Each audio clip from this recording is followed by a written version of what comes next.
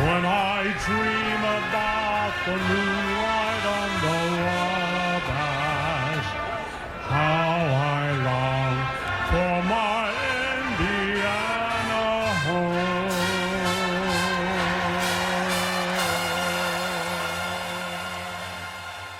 Jim Nabors may have hit a nerve with Taylor Schaefer when he belted out that famous line. She's a proud product of the Wabash Valley, who has made her mark in Indianapolis as a key force in politics and government. Joe Hogsett is mayor. Schaefer has been a main player in the Hogsett administration since the mayor ran for office in 2015.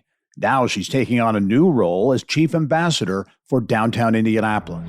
Meet me at the crossroads.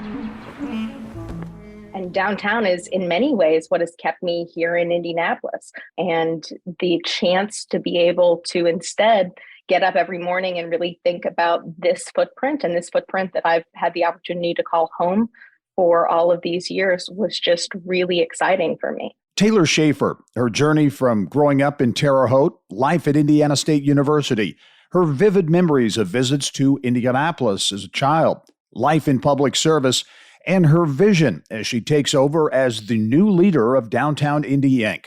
She's my guest this week on the Business and Beyond podcast.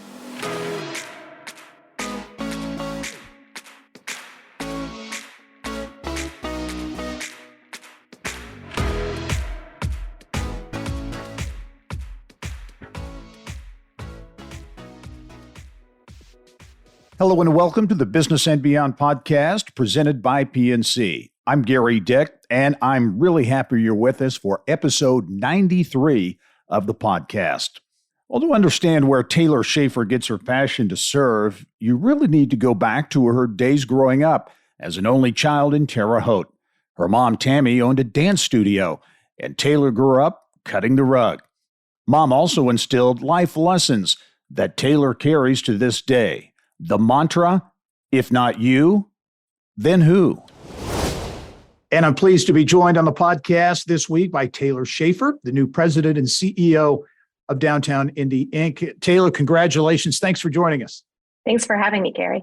And I say the new leader of the organization. That is true. As we tape this, you've been on the job basically 11 days. So how's it going? It's going well. It really is an exciting time to be a part of downtown Indianapolis. And this organization has obviously had such a critical role in the continued vitality and success of the Mile Square and beyond. It's an exciting moment to be able to be a part of this organization and a part of downtown Indianapolis. Yeah, you're right. The organization has been, I think, an integral part of the evolution of downtown Indianapolis. For those who may not know, maybe they are familiar with it, but just in terms of the organization, what it's all about, and really its mission. Sure. So Downtown Indy is a membership-based organization that helps to support the cleanliness, the safety, and the vitality of downtown. That is in part through the support of our member organizations, but also through a long history of collaboration with the city of Indianapolis and with other civic partners to really make sure that the Mile Square is always top of mind when it comes to the vitality of the space, when it comes to the cleanliness of the space, when it comes to the safety of the space, and when it comes to really being able to be a host for so many visitors, businesses, organizations that come through Indianapolis each day. What I would consider a very natural move for you. It worked for Mayor Joe Hogsett, the Hogsett administration, for a number of years, who led the communications efforts there, and for the last couple of years served as chief of staff for Indianapolis Mayor Joe Hogsett. What really intrigued you or interested you in the job and making the move from the mayor's office to downtown Indy? Sure. So my first office when I moved to Indianapolis was here in what was then the Chase Tower. From there, I went to work at Young and Larimore, which is just about a half a mile, northeast of here. Lived downtown in the St. Joseph neighborhood for the last 8 years, and then bought a house in Holy Cross last year. So for me, and as someone who grew up in Terre Haute, downtown was the attraction. Downtown was where you came for zoo field trips and for back to school shopping and to celebrate the holidays. And downtown is in many ways what has kept me here in Indianapolis.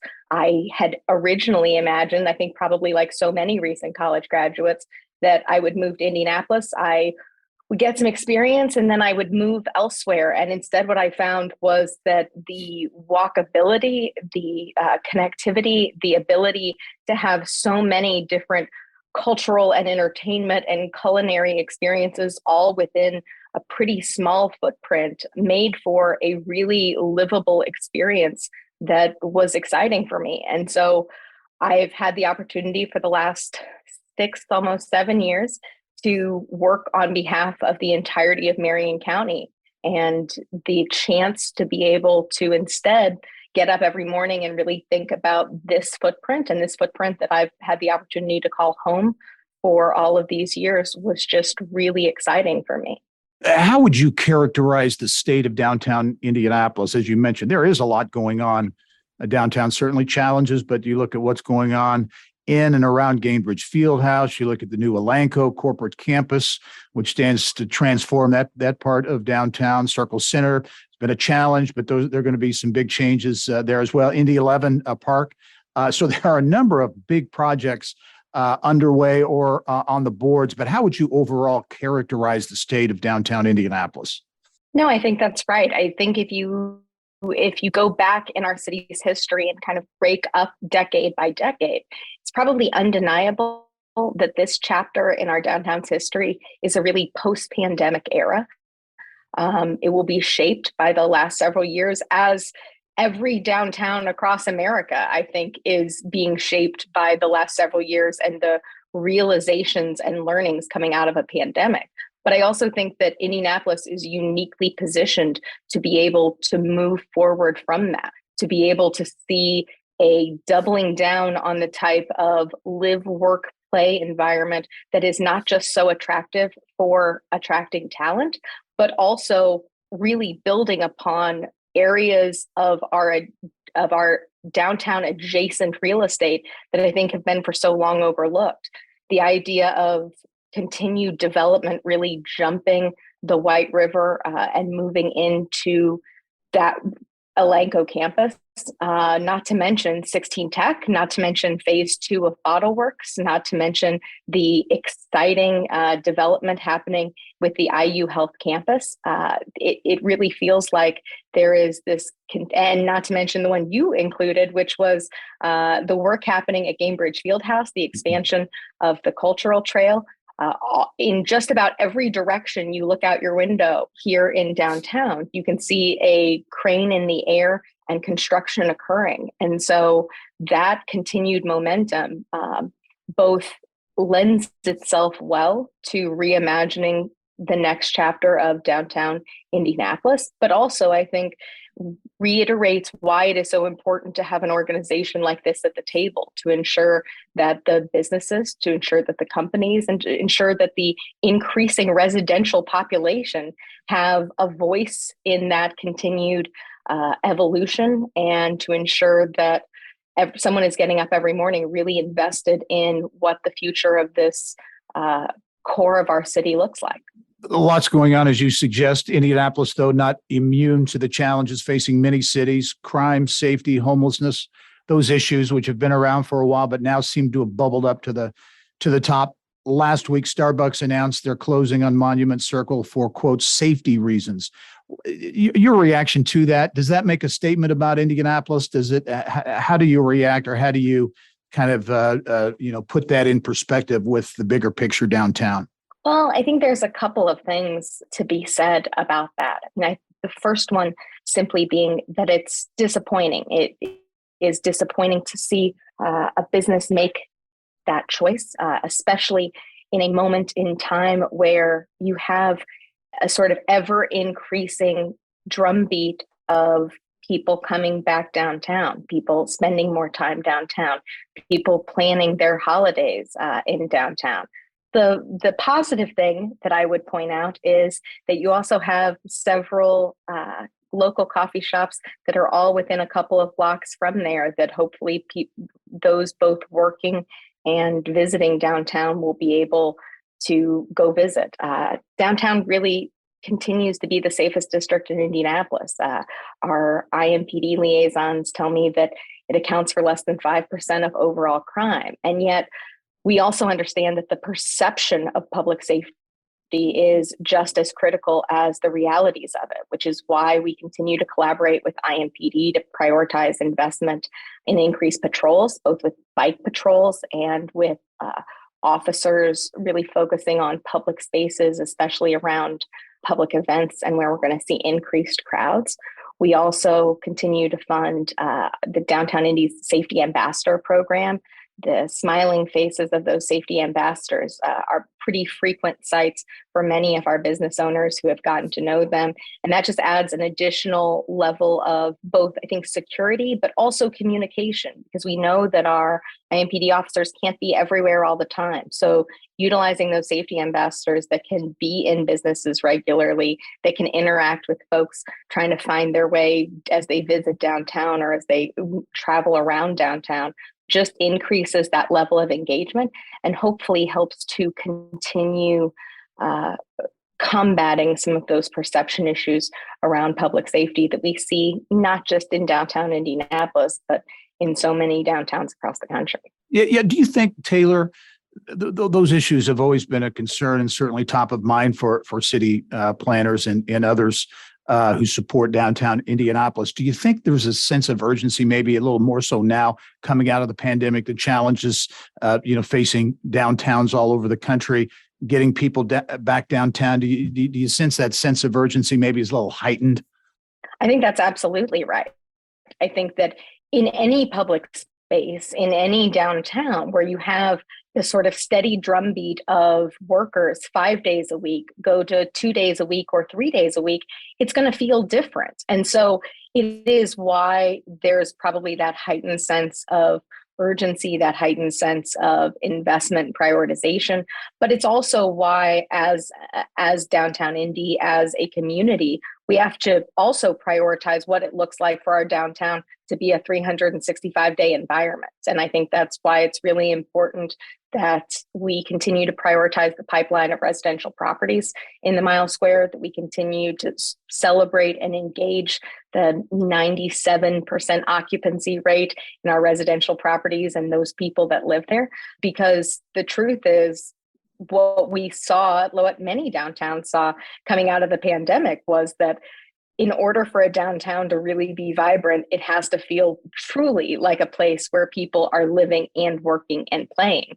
And while part of our city's incredible legacy is as a world-class event space, as a world-class convention center, those things tend to be focused on individual periods of time and not a 365-day approach. A couple of big high-profile developments that stand to really affect the future of downtown Indy is the future of Circle Center. Certainly, and I can remember, I've been around long enough to have been at the grand opening of that mall and what it meant for Indianapolis at the time and for a number of years after. Obviously, it's fallen to a different direction. A lot of work is being put in, I know, to what that next chapter is for Circle Center. How important is the future of Circle Center to that bigger, overall picture of downtown Indianapolis? Oh, I think it's critical, but it's critical not just in terms of what that space becomes, but also what that space represents for all of the surrounding properties, right? It is a food court. It is a food option for people coming in town this weekend. You'll have marching bands from all various places in town. That makes for a really great stop for those type of events. It makes for a really easy connector for conventions when every once in a while it snows or there's bad weather here in Indianapolis. Not that that would ever happen, but occasionally it makes for a really great connector system. And I know is a selling point for Visit Indy when they're talking to conventions, when the CIB is talking to event spaces. It matters. And so ensuring that not just the space and the real estate is being elevated, but also how it is playing a role with the contiguous properties and the other stakeholders that make up our downtown. Another big project, and you touched on it earlier, and that's Elanco and the corporate campus at the former GM stamping plant. Really high profile project, profile property. And I don't think it's overstatement to say it will transform, certainly that west side of downtown Indy going across the White River. As you look at the Elanco project, in your view, what can that help Indianapolis downtown become?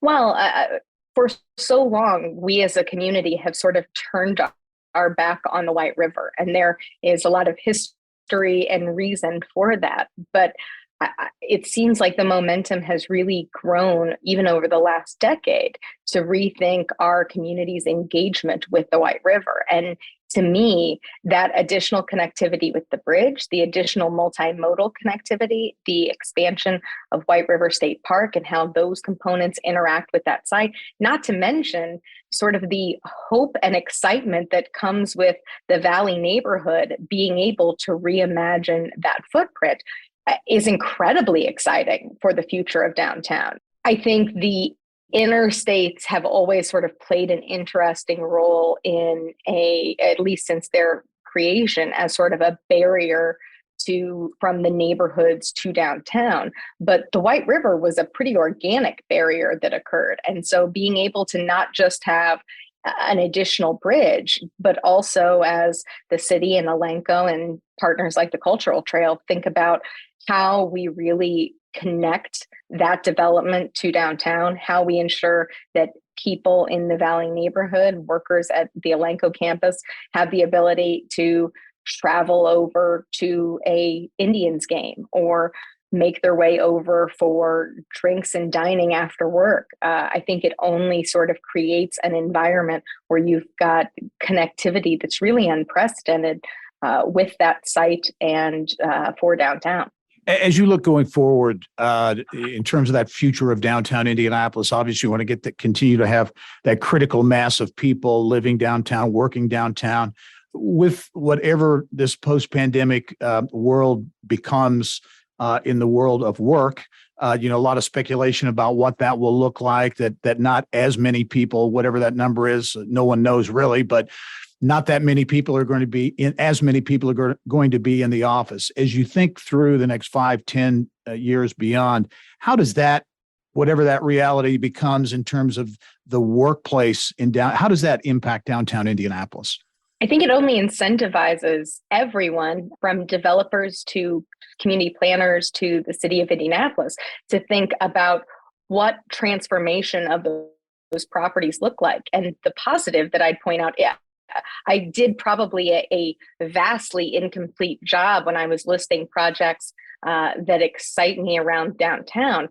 A couple that I've left off speak really critically to the point that you're making. When you look at the construction the Keystone is doing on the AT&T building, when you look at the proposed development of that kind of market, city market block, and the shift from office space in the Gold Building to being a residential tower, I think all of those, not to mention the several hotel developments, Hotel Indy, which is already open after having been an office complex for decades, and the conversations that are happening with the Kimpton project off of Pennsylvania. All of those are examples of reuse of properties where they have for a long time, maybe in many cases since their existence, served as office towers.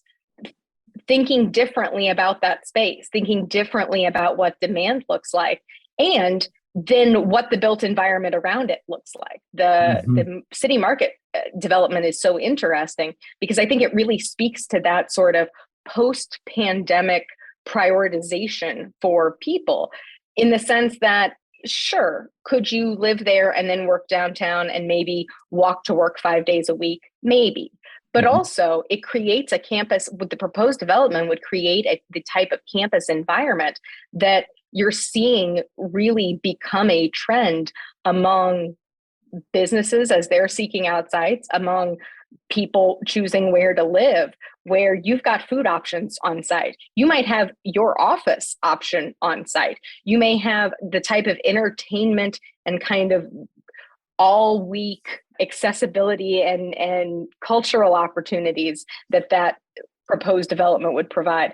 And I think that is a real evolution from thinking about a workplace or thinking about a residential property as somewhere someone is going for a set period of time, but instead how we're creating an ecosystem that attracts talent that works, whether they're going to be in office 5 days a week or in a flexible workspace 5 days a week, and how that market demand is meeting those needs. Do you think, Taylor, is the downtown footprint, is it going to be bigger? I mean, I think about what's happening at Gainbridge Fieldhouse in that all that project on the Near East Side, the projects you just mentioned. Then you go to the Near West Side, the Elanco project and in Indy 11 Park.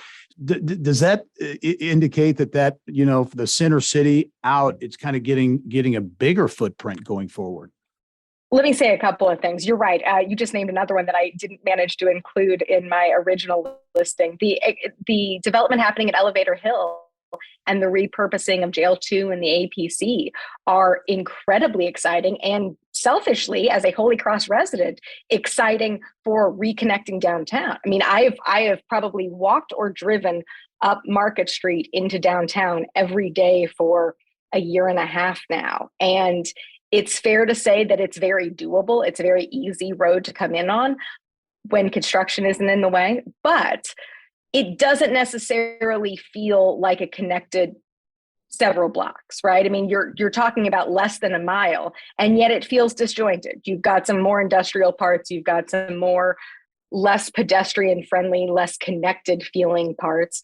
And so each day as the apartment complexes rise out of Elevator Hill, as you have more businesses moving in there, and when looking at the proposed development for that Jail 2 and APC site, you're talking about a really strong connectivity corridor between that neighborhood and the Mile Square. I think there's always going to be a Mile Square. I think there's always going to be the independent identity of these contiguous neighborhoods, both in terms of the history of them and the incredible neighborhood groups that help to make up those adjacent sites. But what I hope you see is is a removal of some of the barriers for being able to interact within those districts, and an increased level of connectivity for businesses, for residents, for really development and opportunity, which only creates more of a vibrant feeling city. And so there's always going to be a need to think about our Mile Square and invest in our Mile Square as a very specific site. But I also think that the more we can do to strengthen that entire kind of urban core ecosystem, the better and stronger we are as a community. Much more ahead with Taylor Schaefer, the new CEO of Downtown Indy Inc. When we return on the Business and Beyond podcast, we'll talk growing up in Terre Haute, Indiana State University, and a lot more when the Business and Beyond podcast returns.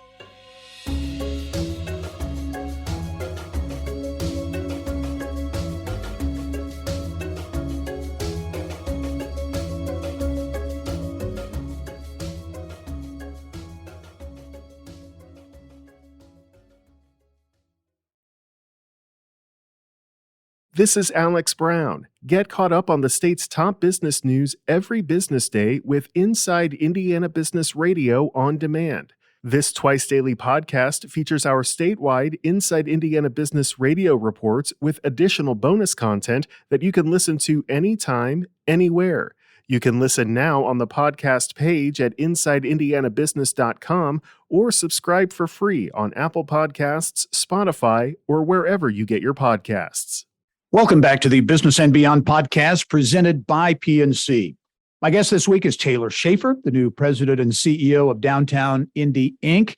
I know a lot on your plate now, but let's take a spin back to the old Terre Haute days. So you grew up in the heart of the Wabash Valley, right, Taylor? Terre Haute, Indiana. What was growing up in Terre Haute like? The best way I probably could explain Terre Haute for me growing up was that my grandma grew up in Fountainette. My mom lived most of her life in Terre Haute, and it meant that walking through the aisles of Basler's was really a social outing that you just had to plan for. My mom has never known a stranger. And so going to Baszler's, even if you were just running in, was talking to someone in nearly every aisle because you saw your second grade teacher or someone you went to camp with. And Terre Haute was really great for that. Yeah. And you mentioned your grandmother, because I know in doing a little research, you were very close to your grandma, right? I was. She passed away last year at 92, but she was a force. Uh-huh. Well, how so? Describe her. My grandpa passed away when my mom was 11, and my grandma ran his business, Popular Subscription Service, for another 50, 60, almost 70 years. Wow. Which it was very much a tool of its time. It served large institutions, whether those were colleges, universities, hospital systems, and did bulk subscriptions. So from the time that I can remember, she had this huge warehouse that was filled with magazines and publications and seemed like the most magical place in the world. You could walk in and have a box for just about anything in just about every interest area. She was larger than life and had very specific opinions on just about everything. So again, doing a little research, you were involved in a lot of stuff. So what did you do? Sports, school activities, extracurriculars. Were you a busy kid? Gary, I appreciate you saying that I did sports. I am the least athletic human being you would ever imagine. My mom ran a dance studio, and so I grew up dancing both in the studio environment and competitively. Was on my dance team for several schools and several years. But newspaper, student government, yearbook, I did. I like to keep myself busy. I will never forget my first job out of college, getting done at 5 o'clock and thinking, well, now what? Because there had never been a time prior that I wasn't getting done with class and running to a part-time job or running to practice or running to a meeting. That was an adjustment in adulthood, was trying to figure out what I do with my time, because prior, I'm pretty sure I signed up for just about anything you could imagine. Where did that community mindedness, civic mindedness, is that where it started as a young person growing up there in Terre Haute? I would tell you that the answer is probably twofold.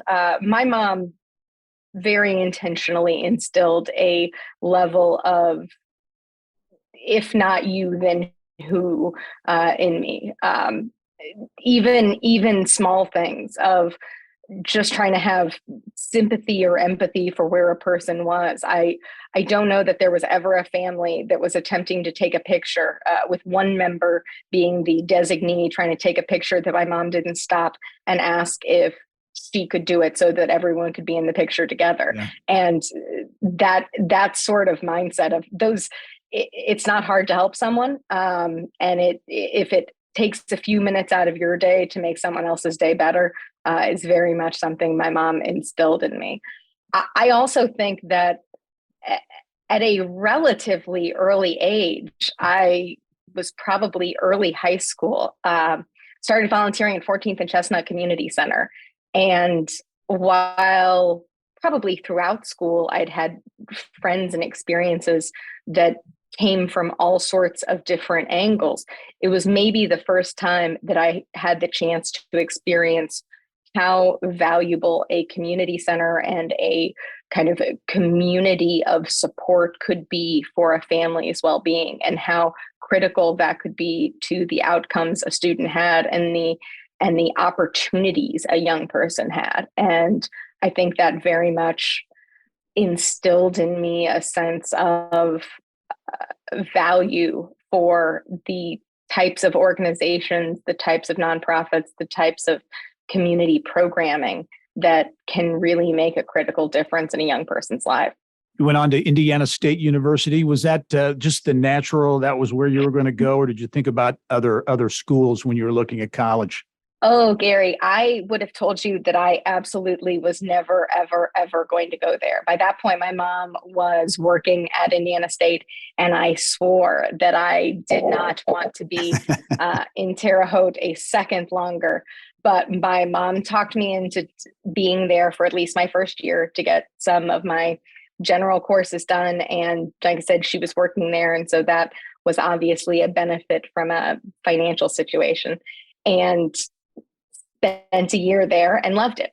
In a similar way to your previous observation, kind of dove in headfirst, got really involved in a variety of aspects of student life, and found that it was sort of the best of all of the worlds. I had looked at DePauw, I'd looked at IU, and it was sort of that mid-sized dynamic with a really diverse student population and the ability to get really involved in a bunch of things without it feeling too small or like the size of my high school. And so I had a wonderful experience at Indiana State and enjoyed every second of it.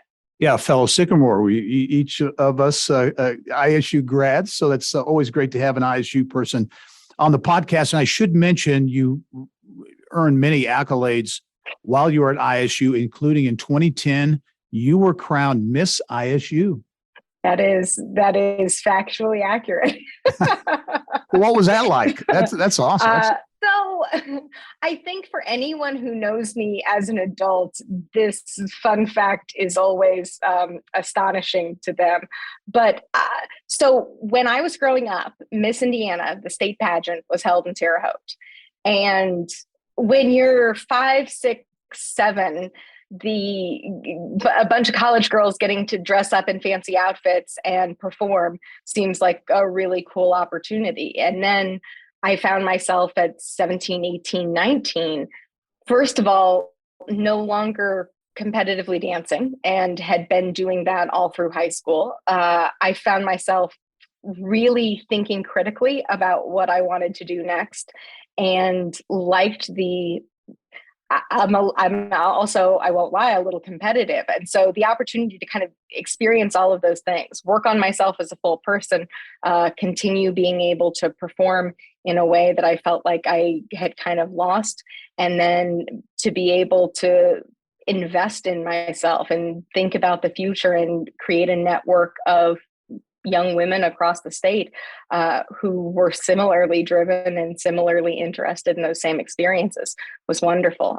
There are still, in the last probably 2 weeks, I've had the experience of getting to see or work with or be around 3 or 4 different women that I knew from competing in pageants. And while, like I said, that sentence is maybe laughable, I wouldn't trade those relationships and those experiences for the world. Yeah. Well, again, you received numerous awards. You were the President's Medal Award winner at Indiana State. And here's the thing I find most amazing. That year, you were the President's Medal Award winner. I was actually the commencement speaker at ISU, and my whatever words I had of wisdom, fortunately, it didn't do anything to deter you from great success leaving ISU. No, you were a wonderful speaker, and it's nice when Sycamore worlds collide. Yeah, absolutely. Well, you've got a lot on your plate now going forward. As you look at the next year, maybe the next 1 to 5 years, what were your priorities as you look at downtown Indy? Lots of opportunity here, certainly challenges as well. But as you look at that big picture, what do you see as really kind of priority areas for you as you tackle downtown Indy in the future? Well, I think part of our organization's core mission is the clean, safe, beautiful dynamic. And I think beautiful means a lot of different things to a lot of people. It's the planters on the corners of the streets, but it's also what the vitality and vibrancy, what the culture of downtown feels like, what someone's experience is when they step downtown for the first time. And so at a time in which we're seeing truly unprecedented levels of private investment occurring all around downtown, I think ensuring that our organization continues to be an advocate for our members, continues to be a tool for those that are living in downtown. We have for so long talked about how downtown is the fastest growing neighborhood in the city, and yet in many ways have still continued to treat it like it's a visitor's destination. And so I think our organization can be an advocate for that more holistic look at what livability looks like, and then continues to work to incentivize and spur additional development to help complement where the market is currently going, to help identify where there is additional need, and to really be a partner for the ecosystem of civic organizations to ensure that they're continuing to think about Indianapolis and specifically downtown Indianapolis and that range of needs of the Mile Square. Taylor Schaefer, the new president and CEO of Downtown Indy, an important organization, and you are certainly leading it at a very important time for downtown Indianapolis. Taylor, really appreciate you taking the time. Congratulations on this new role, and I look forward to working with you on a number of things going forward in the future. Absolutely. Thanks, Gary. And thank you for joining us on this edition of the Business and Beyond podcast presented by PNC. It's a weekly conversation with achievers in business, sports, entertainment, and beyond. And you can download all of our episodes and get Indiana business news 24/7. All you have to do is go to InsideIndianaBusiness.com. I'm Gary Dick. Thanks for joining us. We'll see you next time.